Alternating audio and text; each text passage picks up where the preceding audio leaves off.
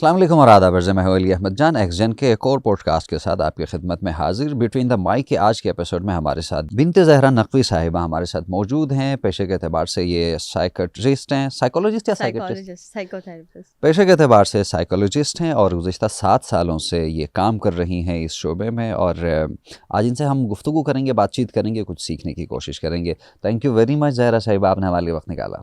Thank you so much for inviting me here. तो ज़रा सबसे पहले गुफ्तगू का आगाज़ इसी बात से करते हैं कि यहाँ किसी का सर में दर्द होता है, पैर में दर्द होता है या जिस्म के किसी भी अज़ा में दर्द होता है तो वो डॉक्टर के पास चले जाते हैं, बिना किसी वक्त ज़ाया किए अक्सर चले जाते हैं और किसी भी किस्म की उनको कन्फ्यूजन नहीं होती। लेकिन जब भी मेंटल हेल्थ की बात आती है या साइकोलॉजिस्ट या साइकेट्रिस्ट के पास जाने की बात आती है तो परेशानी होती है, किसी को बताते नहीं हैं, हिचकिचाहट होती है बहुत ज़्यादा। इसकी बुनियादी वजूहात क्या हैं? अच्छा, इसके पीछे स्टिग्मा है बहुत ज़्यादा सोसाइटी में, क्योंकि सब को लेबल से डर लगता है कि अगर आप वहाँ जाएंगे, जैसे अगर आपको नज़ला ज़ुकाम हो रहा है या सर दर्द हो रहा है, अगर इस तरह की चीज़ें हैं तो आपके पास आपको कोई लेबल नहीं करेगा कि आप बीमार हैं, या फिर आप जो है कोई लॉन्ग टर्म इलनेसेस के अलावा अगर जैसे कैंसर और हम उसकी बात ना करें तो आपके पास एक लेबल नहीं होगा। लेकिन अगर आप मेंटल हेल्थ की वजह से कहीं जा रहे हो तो लोग आपको लेबल करना शुरू कर देते हैं, पागल हो गया है, मेंटल हो गया है, साइको हो गया है। तो इस तरह की टर्म्स से एक तो लोग बचना चाह रहे होते हैं। और ताजुब की बात है कि काफ़ी टाइम बाद मैंने ये सवाल इनकाउंटर किया है, आफ्टर लाइक सो लॉन्ग। और इसकी वजह यह है कि अभी शायद अवेयरनेस इतनी आ गई है तो इतना ज़्यादा अभी वो एक रिलक्टेंसी नहीं नज़र आ रही होती है।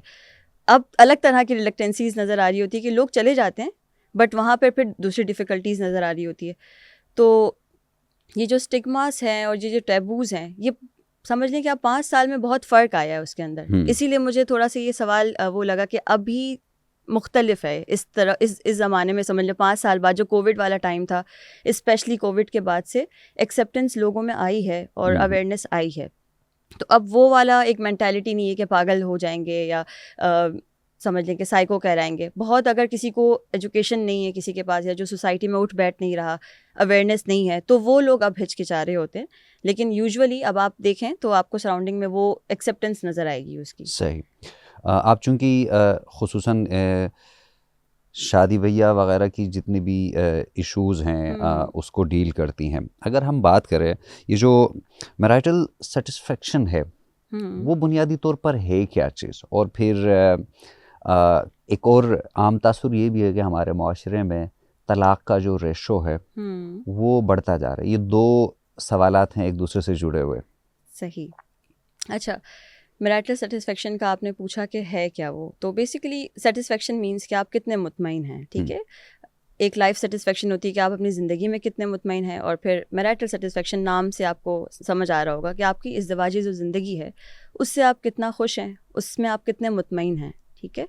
ओवरऑल अगर आप अपनी शादी को देखें उसके अंदर सारे मल्टीपल फैक्टर्स आते हैं। फाइनेंसेस हो गए, इमोशनल फैक्टर्स हो गए, सेक्सुअल फैक्टर्स हो गए, बच्चों की जो भी चीज़ होती है। तो जनरली आप अपने शादी अज़दवाजी ज़िंदगी में कितने खुश हैं, कितने मुतमईन हैं, ये चीज़ें जो है मैरिटल सेटिस्फेक्शन के अंदर फॉल कर रही होती हैं। अच्छा, बहुत इम्पॉर्टेंट है मैरिटल सेटिस्फेक्शन शादी में होना ज़्यादा, क्योंकि आप अपनी मैरिज को प्रोटेक्ट तो कर सकते हैं लेकिन quality of marriage is more important than keeping the marriage.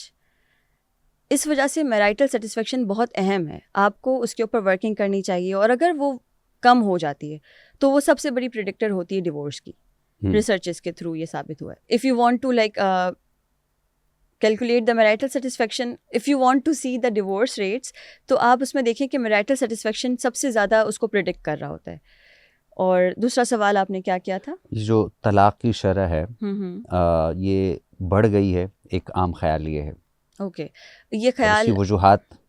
Okay, ये ख्याल आपको मतलब किस वजह से आप ये अक्सर न्यूज़पेपर्स वगैरह में कुछ स्टोरीज़ आती हैं या हमारे इर्द गिर्द हमारे दोस्तों में हल्का अहबाब में अक्सर ये बातें सुनने को मिलती है कि यार अज़दवाजी ज़िंदगी उनकी दुरुस्त अच्छी नहीं थी, झगड़े वगैरह हो रहे थे, उसके बाद फिर जो बात या नौबत आ गई तलाक तक। ठीक है। अच्छा, ये जनरली अगर हम पूरी मतलब दुनिया की बात करें, ग्लोबली बात करें, तो उसके अंदर हमें ये नज़र आता है कि डिवोर्स रेट्स बढ़ गए हैं, बट इंटरेस्टिंगली पाकिस्तान में डिवोर्स रेट्स इतने ज़्यादा नहीं बढ़े। मतलब ऐसा नहीं है कि कोई सिग्निफिकेंट चेंज आपको पास्ट 10 ईयर्स में नज़र आया हो। हाँ, अगर सिग्निफिकेंट चेंज नज़र आ रहा है तो वो इस चीज़ में आ रहा है कि लोग शादी नहीं कर रहे हैं। ये एक बड़ा फैक्टर आपको इसमें नज़र आ रहा है। अच्छा, डिवोर्सेस पहले भी हो रही थी, अभी भी हो रही हैं, लेकिन पहले ये था कि पहले उसको बहुत छुपाया जाता था या उसको उतना ज़्यादा प्रोमिनेंट सेलिब्रेट नहीं किया जाता था। अभी आप देखें कि पीपल आर सेलिब्रेटिंग दिस, और वो स्टिग्मास जो उस टैबूज से, स्टीरियोटाइप जो है डिवोर्सीज से, वो अब आपको ख़त्म होता हुआ नज़र आ रहा होता है। तो इसलिए नज़र आता है कि यार इसकी भी डिवोर्स हो गई, इसकी भी। पहले इस चीज़ को बड़ा बुरा समझा जाता था ना कि हाँ ये तो तलाक़ याफ्ता है, और ख़ुसूसन जब ख़वातीन की बात आती थी तो तलाक़ याफ्ता मीन्स कुछ ना कुछ ख़राबी है। बिल्कुल। तो ये वजह हो सकती है कि पहले इस तरह का, और अच्छी बात है कि ये जो चेंज है सोसाइटी में एक्सेप्टेंस आई, क्योंकि शादी दो लोगों का समझ लें कि एक यूनिटी है, तो उसके अंदर जो ब्लेम और जो स्टीरियोटाइप्स और जो प्रेशर ख़वातीन को झेलना पड़ता था वो अब थोड़ा थोड़ा सा कम होता जा रहा है। तो अब वहाँ पर एक खौफ नहीं है किसी चीज़ में, आपको पता है कि ठीक है लोग सपोर्ट करेंगे, तो उस वजह से जो है आपको इसके ऊपर लोग बात करते हुए नज़र आएंगे, उसके ऊपर आपको समझाते हुए नज़र आएंगे कि नहीं, it's okay if you are going through a tough time, just seek separation और seek divorce if things are not working. सही।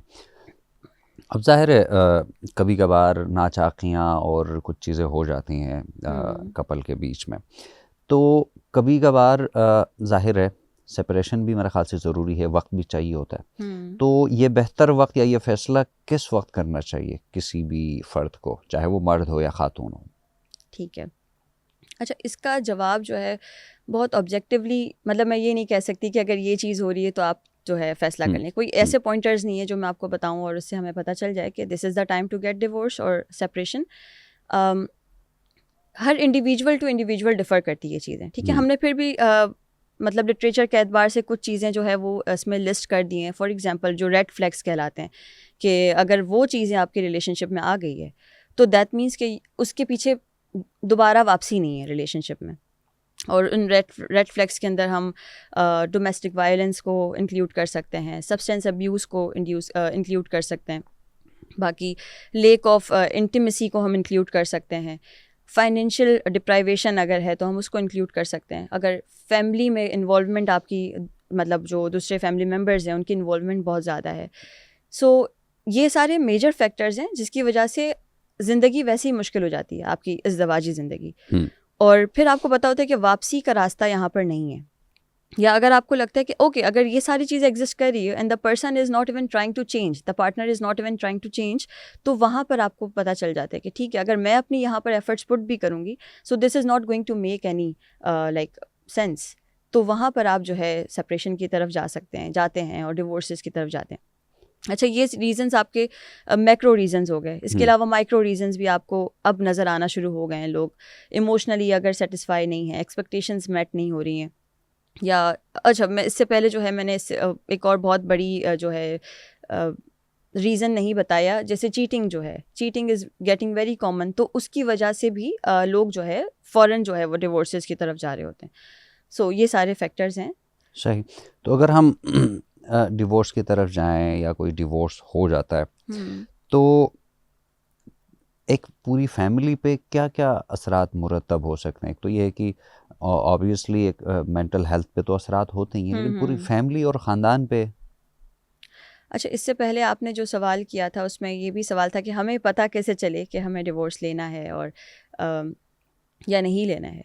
तो इसके पीछे जो है रीज़न्स यही हो सकते हैं कि आप जो है आप क्या चाहते हैं रिलेशनशिप में, whether do you want to work on that relationship, do you love your partner, are there any factors जो आपकी डिवोर्स लेने से ज़्यादा अहम है, मतलब उसके ऊपर जो है अगर आप अपनी नाप तोल करें उन कंडीशंस को, तो अगर आपको लगता है कि this relationship is worth trying, worth giving your energies into, तो आपने मतलब कोशिश करनी चाहिए उसको प्रिवेंट करने के लिए, या उसके लिए आप मैरिज काउंसलर के पास चले जाएं, या उसके लिए आप कोई बड़े की हेल्प ले लें अपने ख़ानदान में, अगर आपको कोई हेल्प कर रहा है तो वो चीज़ें जो है, क्योंकि डिवोर्स अल्टीमेटली आप ले रहे हैं, वो आपका आखिरी फ़ैसला हो सकता है, बट अगर आप इससे पहले प्री डिवोर्स काउंसलिंग अगर आप कर लें, दोनों पार्टनर्स बैठकर अपनी जो भी कॉन्फ्लिक्ट्स हैं जो रिजॉल्व नहीं हो रहे हैं आपस में और जिनका कोई हल नहीं निकाल पा रहे हैं आप माइक्रो रीजंस की वजह से, तो आप जो है डिसाइड कर सकते हैं कि ठीक है अभी आप उनके पास चले गए हैं। अच्छा, इसमें आपकी बात काट रहा हूँ माजरत, कि इस चीज़ को रिजॉल्व करने के लिए अक्सर ये होता है कि हमारे माशरे में हम शायद ये कि दुरुस्त बंदे से शेयर नहीं करते हैं, या आपने अपने किसी दोस्त से कह दिया, या आपने किसी मोहल्ले में किसी से बात की कि क्या करना चाहिए, वो अपने एक्सपीरियंस के मुताबिक तो आपको मशवरा दे सकता है, मतलब उसकी नीयत भी बेहतर होगी, ठीक होगी, लेकिन क्या ये दुरुस्त है या उसको किसी काउंसलर के पास ही जाना चाहिए कि इस चीज़ को रिजॉल्व करने के लिए?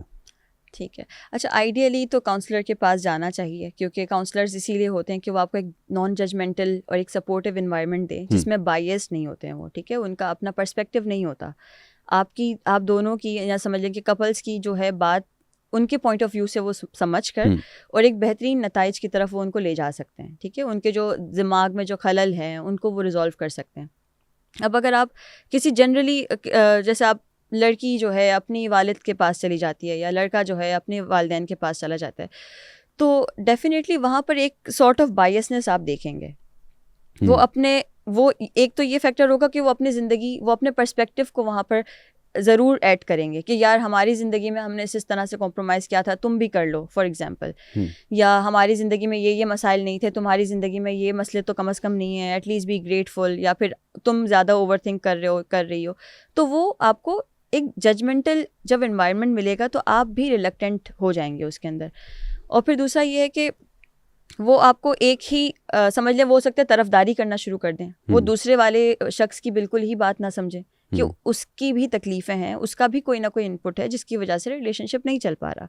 सो अगर आप काउंसलर के पास जाएंगे तो definitely it's a better option to resolve the conflicts और to decide what you want to do further about this relationship. सही। और जो तलाक की बात हुई थी कि अगर कोई भी ख़ानदान, अगर आप पाकिस्तान की बात करें, जितने भी देहाती इलाक़ों में अक्सर जॉइंट फैमिली है, कुछ यहाँ पर शहरों की बात करें तो वहाँ पर न्यूक्लियर फैमिली भी है, तो क्या इस सिस्टम से भी कुछ असरात होते हैं रिलेशनशिप या इत्मीनान या जो एक अज़दवाजी ज़िंदगी पर? ठीक, अच्छा, इसके अंदर आप मैरिटल सेटिस्फेक्शन की बात कर रहे हैं कि फैमिली सिस्टम से मैरिटल सेटिस्फेक्शन पे क्या इम्पेक्ट आता है। बिल्कुल इम्पेक्ट आता है। हमारी जो कल्चर है, पाकिस्तान में जो कल्चर है, इसके अंदर जॉइंट फैमिली सिस्टम्स बहुत ज़्यादा जो है प्रेवलेंट है, ठीक है, लोग इंडिपेंडेंट नहीं होते हैं। अगर आप एडल्ट हो गए हो, इंडिपेंडेंसी की तरफ आप नहीं जाते हो, फाइनेंशियली आप इंडिपेंडेंट नहीं होते हो, मोरली आप इंडिपेंडेंट नहीं होते हो, आपकी डिसीजन मेकिंग पावर नहीं होती है, तो खुद कपल भी ये चाह रहा होता है कि वो अपने पेरेंट्स के साथ रहे क्योंकि उसमें सपोर्ट ज़्यादा होता है, उसके अंदर बेनिफिट्स ज़्यादा होते हैं, लेकिन अल्टीमेटली वो आपकी मैरिटल सेटिस्फेक्शन को इम्पेक्ट कर रहा होता है।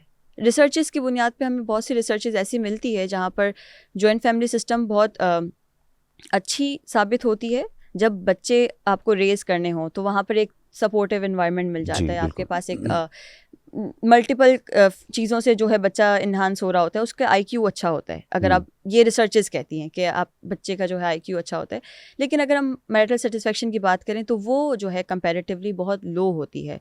अगर आप न्यूक्लियर फैमिली सिस्टम में रह रहे होते हैं तो डेफिनेटली आपके पास अपना प्राइवेट स्पेस है, आप अपनी स्पाउस के साथ आप जो है जिस तरह की भी एक्टिविटी रखना चाह रहे हैं, आना जाना चाह रहे हैं, खाना पीना करना चाह रहे हैं, तो वो एक इंडिपेंडेंसी है, वहाँ पर कोई रोक टोक नहीं है और वहाँ पे कोई उसूल नहीं है, जिस तरह से आप रहना चाहते हैं तो आप वो कर सकते हैं, इन्वॉल्वमेंट नहीं है।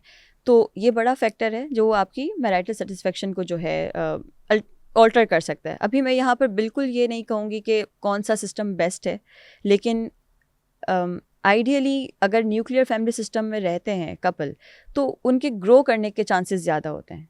वो अपने बच्चों के साथ और अपने जिस भी तरह की कॉन्फ्लिक्ट्स आते हैं ज़िंदगी में, तो उनके पास ये पावर होती है, उनके पास ये एक डिसीजन मेकिंग अथॉरिटी होती है कि उसको रिजॉल्व करना भी वो खुद से सीखते हैं। वरना वो हमेशा अपने पेरेंट्स पे डिपेंडेंट रहेंगे कि आप आकर हमारा जो है झगड़ा सुलझाएं, या फिर फाइनेंशियली अगर कोई मसला हो रहा है तो खुद से खड़े होने के बजाय हमेशा देखेंगे कि यार हम डिपेंडेंट है, सो वो रिस्पॉन्सिबिलिटी, वो अकाउंटेबिलिटी वो कभी नहीं ले पाएंगे।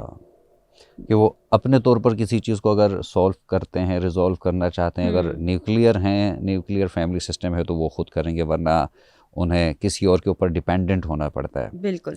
तो क्या इससे बच्चे हैं, अगर कोई कपल है उनके बच्चे हैं, तो उनकी बच्चों की सेहत या उनकी मेंटल सेहत पर भी कुछ असरात पड़ते हैं फैमिली सिस्टम्स जी की जी वजह से?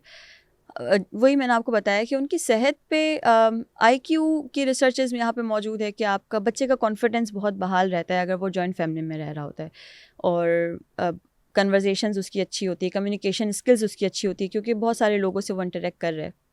बाकी अगर हम ट्रॉमास की बात करें, जैसे मेरे पास जो क्लाइंट्स आते हैं उनमें से एक तो पेरेंटल ट्रॉमास होते ही हैं, लेकिन कुछ क्लाइंट्स ये भी रिपोर्ट करते हैं कि उनकी फॉर एग्जांपल उनके चाचा बहुत अब्यूज़िव थे, उनके ताया बहुत अब्यूज़िव थे, दादी बहुत अब्यूज़िव थी।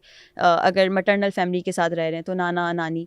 अब अब्यूज़िव से मुराद ये है कि फ़िज़िकल अब्यूज़ की बात नहीं करें, वो बच्चा ये भी देख रहा होता है कि उनके पेरेंट्स के साथ क्या सलूक हो रहा है। ये मैं उन फैमिलीज़ की बात कर रही हूँ जहाँ पर अब्यूज़ कॉमन है, ठीक है। अगर हम उसको भी निकाल दें तो जाहिर है उससे बच्चे की मेंटल हेल्थ पे फ़र्क पड़ता है, कॉन्फिडेंस शैटर होता है, उसको हमेशा ये लगता है कि उसके पेरेंट्स भी उसको शायद प्रोटेक्ट ना कर सकें because they are not the authority, someone else is the authority of this house. तो ये इम्पेक्ट आ सकता है। बाकी अगर हम नॉर्मली भी देखें तो बच्चे के ऊपर बस यही मेंटल हेल्थ पे यही इम्पेक्ट आता है कि पेरेंट्स अगर आपस में उनका अच्छा रिलेशनशिप है तो मल्टीपल रिसर्चेस ये सजेस्ट करती है कि बच्चे का कॉन्फिडेंस अच्छा होता है, मेंटल हेल्थ डिसऑर्डर्स उनके कम होते हैं एडल्ट लाइफ में, और उनकी डिसीजन मेकिंग पावर अच्छी होती है, अथॉरिटी वो जल्दी, इंडिपेंडेंसी की तरफ वो जल्दी जाते हैं। तो देयर आर मल्टीपल बेनिफिट्स। मतलब इसके मनफी और मुस्बत दोनों पहलू हैं। बिल्कुल बिल्कुल। ऐसा नहीं है कि कोई, मैं आपको ये कहूँ कि ये वाली बिल्कुल मुनासिब सिचुएशन है। हर इंसान की ज़िंदगी डिफरेंट है, उसके समझ लें पर्सन टू पर्सन वेरी करता है। लेकिन आइडियली चाहिए सबको, अगर अच्छी सोसाइटी में आप अगर इंडिपेंडेंसी की तरफ लेकर जाना चाहते हैं बच्चे को और अथॉरिटी सिखाना चाहते हैं और उसको कॉन्फिडेंट बनाना चाहते हैं, तो आई पर्सनली बिलीव के nuclear family system is more good for that purpose.